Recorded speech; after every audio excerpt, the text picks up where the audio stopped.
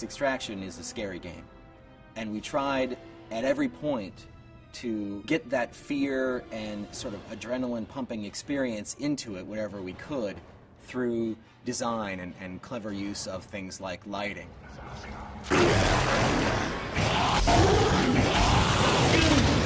There were points in the story where we wanted the player to really feel overwhelmed. It was important for the plot to say, at this point, the players feel really desperate. There's nothing they can do. Things seem way too out of control.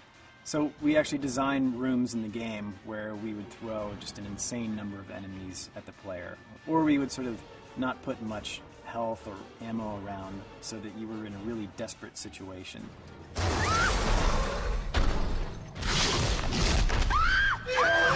We're making sure and coordinating a large group of people on the team to make sure every one of these horror moments pays off in a way that's scary and fun for the player.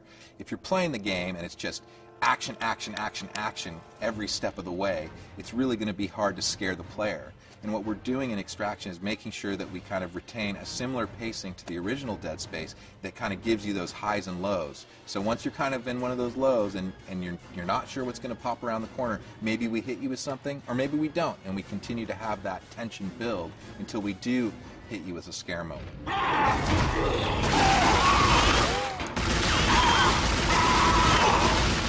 We have a glow stick mechanic that you could be shooting, but your light is slowly fading away, right? You can't see guys as close as you'd like to, or you see sort of shadowy forms.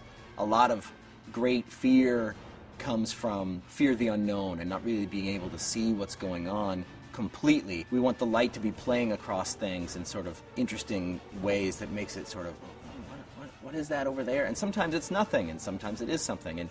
And that kind of keeping your brain engaged with the visuals and not just having a bright world that's static, that really keeps the fear coming.